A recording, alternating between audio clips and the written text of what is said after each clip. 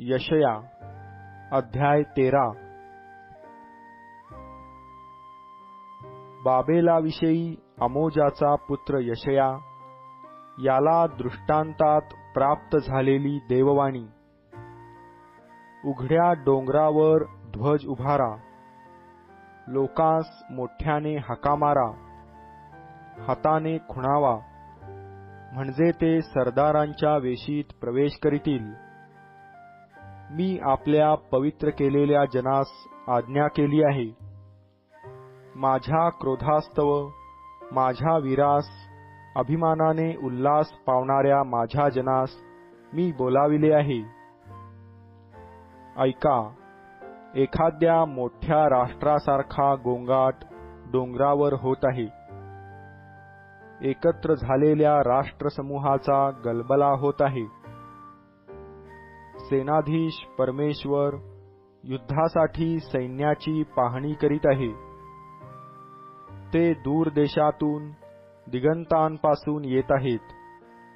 परमेश्वर व त्याची क्रोधशस्त्रे देशाचा विध्वंस करावयास येत आहेत। आक्रोश करा, परमेश्वराचा दिवस समीप आला आहे। सर्व समर्थाकडून हा एक विनाशच येत आहे।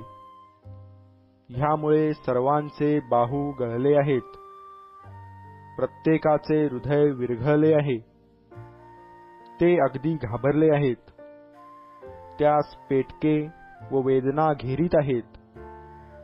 प्रसूत होणाऱ्या स्त्रीप्रमाणे ते वेदना देत आहेत। एकमेकांकडे टकमक पाहत आहेत, त्यांची मुखे काळवंडली आहेत। पहा, रोष व तीव्र क्रोध यांनी दुःखकर झालेला असा परमेश्वराचा दिवस येत आहे। तो देश उजाड करून सोडील, त्यातील पातक्यांचा संहार करील। आकाशातील तारे व नक्षत्रे आपला प्रकाश देणार नाहीत। सूर्य उदय पावताच काळा ठिक्कर पडेल। चंद्र आपला प्रकाश देणार नाही। मी जगाचे त्याच्या दुष्टतेबद्दल व पातक्यांचे त्यांच्या अन्यायाबद्दल पारिपत्य करीन। गर्विष्ठांचा दिमाख बंद करीन, जुलम्यांचा तोरा उतरवीन। पुरुष उत्कृष्ट सोन्याहून दुर्मिळ करीन, मानव ओफिराच्या शुद्ध सोन्याहून दुर्मिळ करीन। मी आकाश कंपायमान करीन व पृथ्वी स्थानभ्रष्ट होईल। सेनाधीश परमेश्वराचा कोप व त्याच्या तीव्र क्रोधाचा दिवस ह्यामुळे असे होईल। हुसकलेला हरीण, मेंढपाळा वाचून मेंढरांचा कळप ह्यासारखे ते होतील। प्रत्येक जण आपल्या लोकांकडे धाव घेईल, प्रत्येक जण आपल्या देशाकडे पळून जाईल। जो कोणी सापडेल त्याला भोसकतील, ज्या कोणाला पकडतील तो तरवारीने पडेल। त्यांच्या डोळ्यांदेखत त्यांची तान्ही बाळे ते आपटून मारितील। त्यांची घरे लुटतील, त्यांच्या स्त्रिया भ्रष्ट करीतील। पहा, मी त्याचवर मेदी लोक उठवीन। ते रुपयाची पर्वा करणार नाहीत व सोन्याने खुश होणार नाहीत।